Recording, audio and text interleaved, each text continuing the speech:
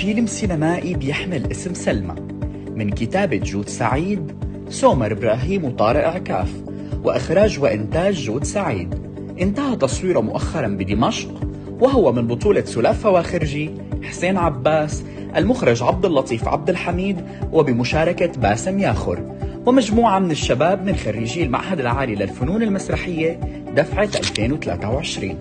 أن المقعد الأخير عن الفئة ألف قد حسمت نتيجته لصالح السيدة سلمى أحمد. بيتناول الفيلم قصة سلمى، السيدة يلي بتعيش حياة مستقرة كمدرسة إلى أن تحدث فاجعة الزلزال، فبتخسر بيتها وبيختفي زوجها تماما، وبتاخدها الحياة لظرف بيخليها تترشح لانتخابات مجلس الشعب. إيتي سيريا كانت أثناء تصوير العمل، وقابلت بطلة الفيلم الفنانة سلاف فواخرجي لتخبرنا قدر الإمكان عن الشخصية، ومن بين عشرات النساء اللي قدمتهم ضمن ظروف اجتماعية ومعيشية مختلفة، شو هي الصفة الأبرز بشخصية المعلمة سلمى أحمد؟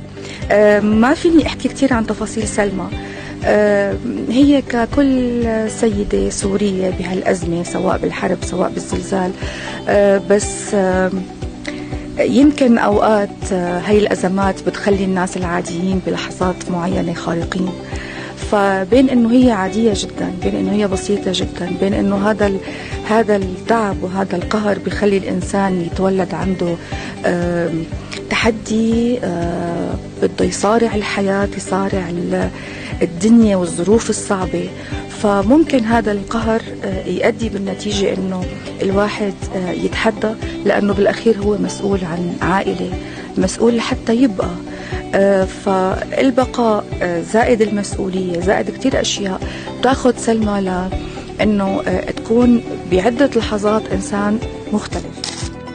وهل يا ترى مثيلات سلمى بيحققوا أهدافهم على أرض الواقع، أو من الصعب تلتقي الحقيقة بالأفلام؟ ممكن الواحد يوصل، ولازم نوصل.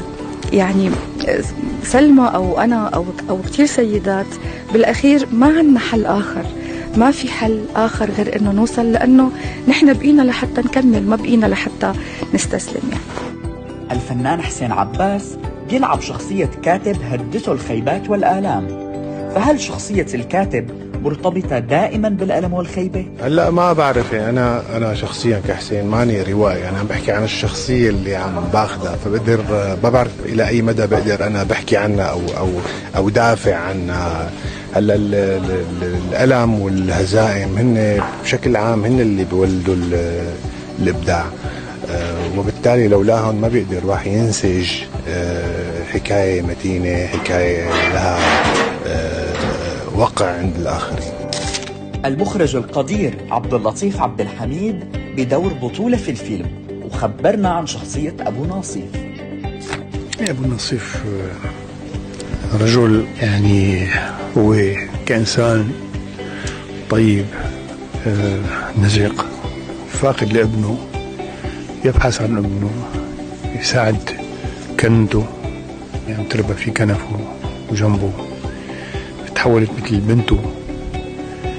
فهو عم يخيض التجربة مع صديقه أبو جمانة،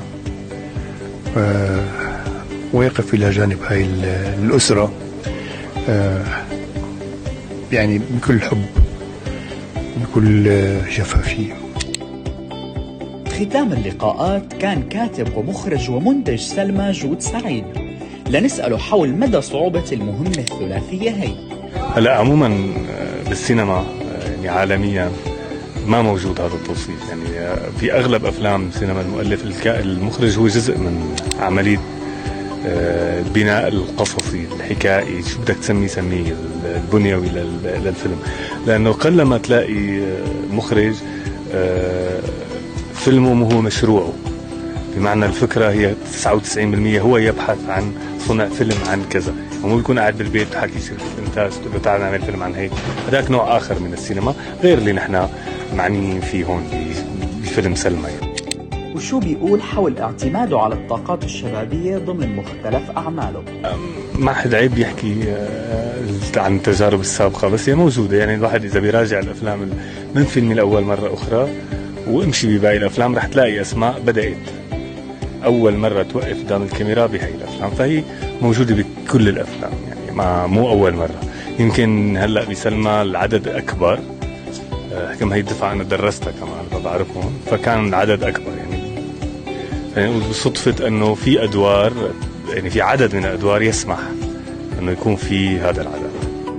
الفيلم رح يمتد لساعتين من الزمن مع مجموعة من النقلات الصادمة بحياة البطلة، ورح يحمل مواقف ساخرة تجمع الفنانة سلا فواخرجي والفنان باسم ياخر بعمل واحد بعد انقطاع طويل، لتكون السينما السورية على موعد مع حكاية جديدة مختلفة بالقريب العاجل.